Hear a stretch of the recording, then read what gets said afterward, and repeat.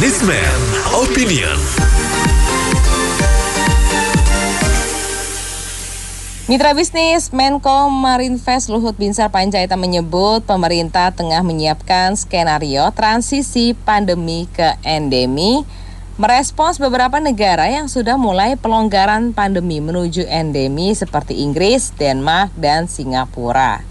Menurut Luhut, transisi dari pandemi ke endemi harus memenuhi target tingkat vaksinasi lengkap dan booster, terutama bagi masyarakat lansia. Apa komentar Anda mitra bisnis? Sudah siapkah kita masuk ke endemi?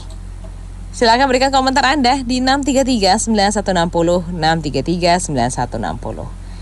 Persyaratan endemi kan ada ya, misalnya persyaratannya bisa dikatakan endemi. Saya sih nggak pusing itulah. Sekarang ada yang setuju dijadiin endemi, ada yang enggak. Ya menurut saya ya kita nggak bisa ngelarang orang ya. Orang mau pakai masker, dia mau anggap ini endemi atau enggak, ya kita yang bisa kita jaga diri kita sendiri aja. Jadi ada yang setuju ya boleh, kita nggak usah ikut-ikutan, kita jaga diri kita sendiri, udah gitu aja. Oke, makasih. Setuju, saya setuju, karena kita mesti sadar masalah pandemi ini adalah buat semua bangsa dan negara adalah keseimbangan antara membela kesehatan atau membela ekonomi dan atau balancing di tengah-tengahnya. Nah, yang dilakukan pemerintah Indonesia dari awal sudah benar, balancing. Nah, cuma sekarang ini negara-negara yang besar, yang maju, sudah lebih dulu membuka diri melakukan menerapkan endemi. Jadi mereka tahu ekonomi mereka akan terjegal terlalu lama, bahaya, sehingga mereka buru-buru buka. Nah, Indonesia pun jangan mau kalah, karena Indonesia nih sedang menjadi wanita yang sangat cantik. Investor semua masuk ke Indonesia, kita bisa lihat dari bursa saham dan lain-lain. Jadi jangan kehilangan opportunity. Saya setuju dengan Pak Luhut. Terima kasih. Saya setuju sekali ya masalah itu ya. Karena kan kalau misalkan cuma yang dipikirkan cuma masalah pandemi apa-apa, tapi nggak ada action untuk perubahan yang ke arah endemi atau gimana, itu sangat-sangat susah sekali ya, karena nama ekonomi itu berpengaruh sama juga istilahnya ke kehidupan juga itu loh. Jadi kalau misalkan ada perubahan ini dari pandemi ekonomi itu sangat baik sekali ya, baik itu terutama ekonomi maupun kesehatan kita juga. Itu aja, terima kasih. Iya, sebenarnya untuk menyiapkan transisi dari pandemi ke endemi, terus siap atau nggak siap kita harus tetap jalani sih, gitu. Jadi masalah siap atau nggak siap, pemerintah pasti akan jalani gitu. Ya, terus terang di beberapa negara seperti di Eropa, di Dubai, mereka sudah menjadi endemi sih, dari pandemi ke endemi sudah gitu. Ya untuk vaksin, ya sebaiknya tetap digalakkan sih, dimonitor dari pihak pemerintahnya lebih baik lagi. Thank you. Oke, ya memang sudah seharusnya lah. Karena semakin dipaksakan dia menjadi pandemi pun, pemerintah juga kelabakan, rakyat juga bingung, tidak ada kepastian, dibilang berbahaya, tetapi kok seperti virus flu biasa gitu kan. Kalau memang berbahaya sebegitu bahayanya, mohon maaf nih, bukan saya nggak percaya corona ya. Setiap ada orang yang terkena corona atau meninggal corona, pakaian petugasnya itu kayak sudah mau kena radiasi nuklir tuh. Padahal yang lain enggak, cuma mereka doang gitu. Kita dipaksa pakai masker gitu kan. Sementara mereka nggak bisanya pakai masker doang, kan kelihatannya serem banget tuh. Nah, saya kira memang sudah seharusnya segeralah dibikin endemik, ditanggulangi. Rakyat juga harus sudah memahami kondisi saat ini, kita harus benar-benar menjaga kesehatan, kebersihan gitu kan. Karena sudah terlalu banyak rakyat ini jadi bodoh. 2 tahun anak-anak sekolah nggak bertemu, interaksinya bagaimana, jiwa sosialnya bagaimana, lama-lama akan menjadi yang sangat mudah untuk dipengaruhi. Segera dilakukan Pak Binsar. Terima kasih. Kalau endemi diberlakukan, ya pemerintah harus memberikan edukasi yang seluas-luasnya ke daerah ya. Apakah masih menggunakan protokol kesehatan pada saat endemi itu akan dilakukan? Karena kan itu kan perlu tingkat pendidikan juga ya. Kalau asal masuk ke endemi tanpa aturan-aturan susah ya. Seperti cacar udah masuk endemi itu, kemudian polio juga udah, Jadi itu dianggap sebagai teman, bukan sebagai lawan lagi, ya kan? Selama ini kan dianggap sesuatu yang berhadapan dengan lawan gitu loh. Jadi saya kira perlu edukasi yang selalu, dan masyarakat saya kira siap sih ya, karena ekonomi sudah lama mandek, apalagi sudah 2 tahun. Saya kira demikian. Opung Luhut, ojo ke susu, jangan terburu-buru. Saat ini dengan situasi yang kontrol seperti ini, meskipun masih berantakan, tapi ekonomi masih oke, masih bisa berjalan, meskipun tidak terlalu bagus. Jangan bandingkan dengan Denmark, Inggris, Singapura. Aduh, itu negara maju. Teknologinya sudah super. Teknologi kedokterannya hebat, manajemennya hebat. Bagaimana kita mau dibandingkan? Aduh, jangan mencelakakan bangsa sendiri deh. Terima kasih.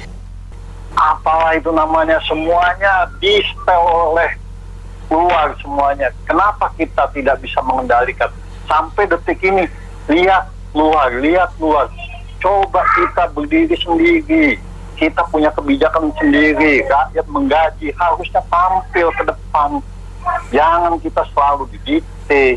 Jadi kata kuncinya, rakyat hanya mendengar dan melihat saja. Semuanya rakyat sudah siap. Dengan COVID bagaimanapun sudah siap rakyat ini semuanya.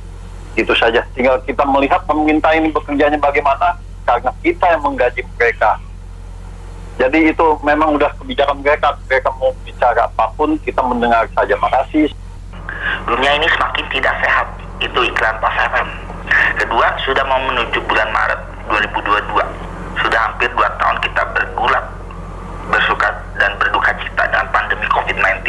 Nah, ini opini yang benar-benar mengingatkan semua masyarakat kalau pandemi mau menjadi endemi. Genjotlah vaksinasi booster atau ketiga.